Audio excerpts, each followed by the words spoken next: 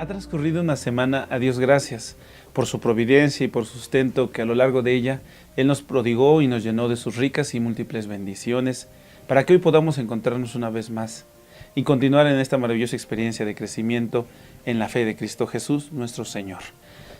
Agradecido por ello, les saludo y también les doy a todos la más cordial bienvenida. Paz a todos ustedes, queridos hermanos. Hoy abordaremos el siguiente punto de fe referente a las buenas obras y es el punto de fe número 13.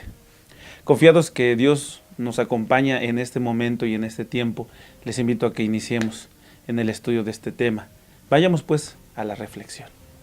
Nuestra declaración de fe sobre este punto que nos ocupa dice: lo que la Iglesia de Dios cree y proclama sobre las buenas obras es lo siguiente. Dios, por amor, convierte a los creyentes en sus hijos, haciéndolos partícipes de su naturaleza, que se expresa a través de las buenas obras. El creyente realiza estas buenas obras como respuesta de la gratitud al amor de Dios, manifestando una fe obediente y rechazando lo mundano. La relación de fe con Dios produce un cambio radical en la persona, propiciando una nueva manera de ser que encarna la vida de Dios. La esencia del creyente se manifiesta en una conducta acorde a los valores del reino y digna de su nueva condición como hijo de Dios, conducta que de otra manera no podría alcanzar. Entonces, las buenas obras son de gran importancia, porque por medio de ellas se manifiesta la fe, ya que como lo afirmó Santiago, así también la fe, si no tuviera obras, es muerta en sí misma. Las buenas obras han sido preparadas por Dios para sus hijos, se hacen por amor a Dios y al prójimo, buscando la edificación del uno por el otro. Las buenas obras no sustentan la salvación. La salvación no se obtiene ni se mantiene por obras. En el Antiguo Testamento Dios perdonó a su pueblo en repetidas ocasiones. El pueblo fue salvado y se mantuvo delante de Dios, no por sus obras, sino por su arrepentimiento y el perdón que Dios les otorgó. El hecho de que Dios perdona no debe ser ocasión para menospreciar sus mandamientos. Él exige respeto y espera verlo en su pueblo mediante el esfuerzo genuino para hacer obras dignas de la atención que Él les prodiga. Toda la obra de salvación depende de Dios, quien la comenzó y la concluirá en los creyentes. Y es Dios quien produce tanto el querer como el hacer. Esto significa que el papel del creyente consiste en no menospreciar lo que se ha hecho, hace y hará por Él. Debe tomar con responsabilidad su salvación y también su llamado, obedeciendo la perfecta voluntad de Dios, viviendo en la esperanza segura de su resurrección. En Filipenses 2:12 el apóstol Pablo afirma que debemos ocuparnos de nuestra salvación con temor y temblor. Esta declaración es realizada en el contexto de la obediencia de Cristo.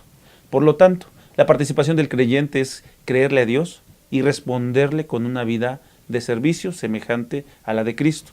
La salvación es por gracia y no resultado de las obras del creyente.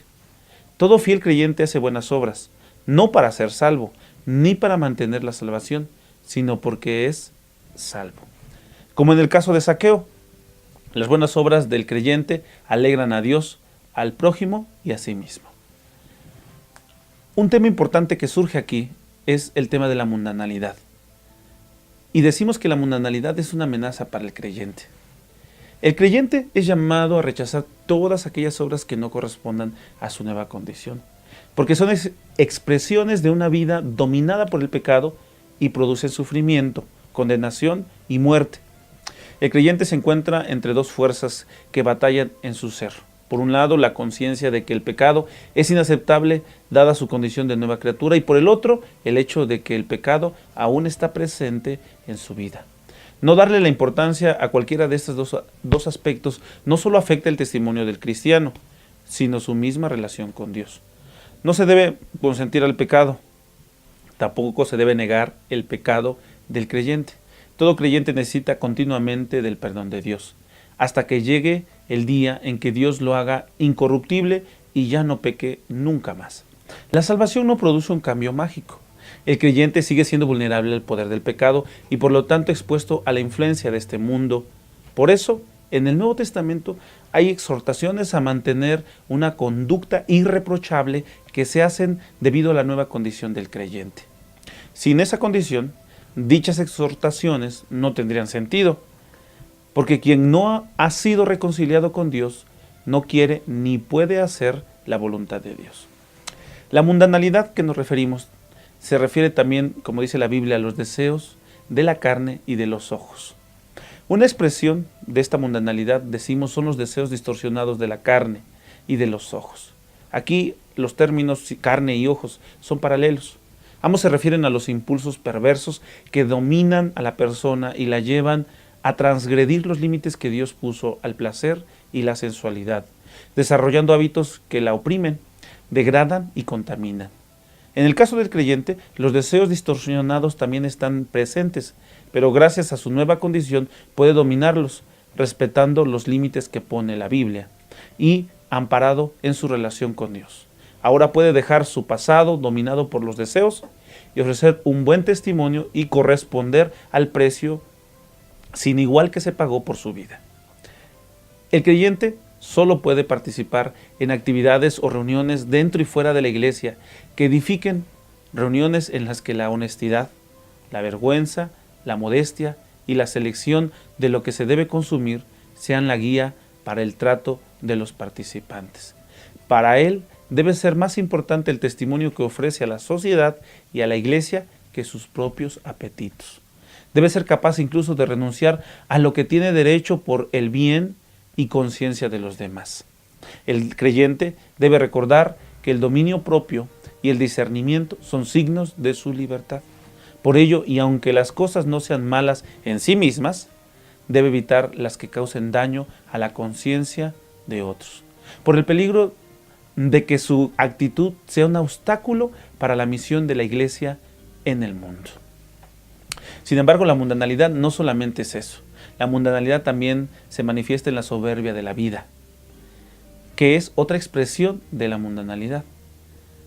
Esto se entiende como jactancia, vanagloria, altivez. En el mundo, la búsqueda de un lugar de privilegio y de poder se considera un valor fundamental.